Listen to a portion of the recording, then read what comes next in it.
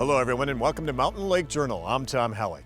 We begin this week with a scathing report on the daring escape a year ago when two killers sawed, hammered, and crawled their way through tunnels underneath the prison at Dannemora to freedom, launching a 3-week manhunt.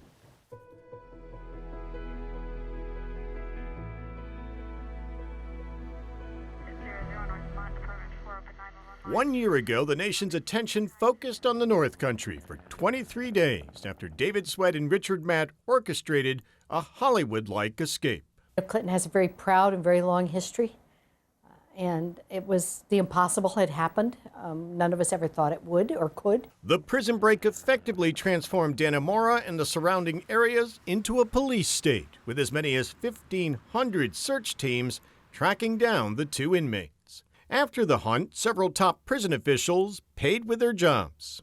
I think that this was a case of somebody had to be dismissed. Staff that helped prisoners escape are now prisoners themselves. On the one-year anniversary, New York's Inspector General released her long-anticipated official report.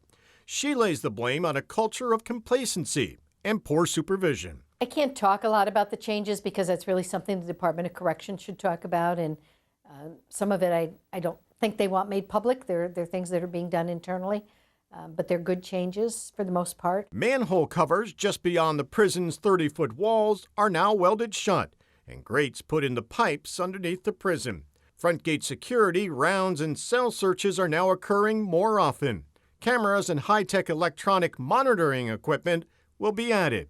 And the budget was increased this year to properly staff facilities like the guard towers. The town's part-time mayor, who also works in the prison, says life on the outside is back to normal.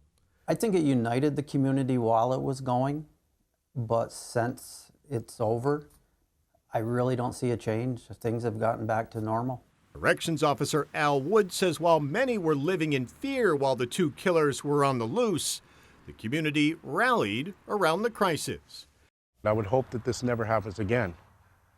If it did, I would hope it would happen here, as silly as that sounds, because the people of the North Country showed their true colors. And a year later, Dannemora residents remember the 3 weeks of living on edge. You know, it definitely, when you woke up, you were definitely thinking about it, and it was pretty crazy, and it felt almost like you were in a movie. So it was pretty crazy for the 3 weeks it lasted. The Inspector General's report is 150 pages long. The most glaring examples of security lapses: 400 bed checks should have been done the 85 nights Sweat worked in the tunnels underneath the prison. The report says if just one had been conducted properly, the escape plot would have been uncovered. And the system of unannounced cell searches was so flawed that one conducted on Matt's cell in March 2015 failed to find the gaping hole he had sawed in the wall behind his bed. The Inspector General says the Corrections Department has agreed to improve training and oversight and jointly review security and protocols at all of the prisons across New York State. No timetable yet from Corrections when that will happen.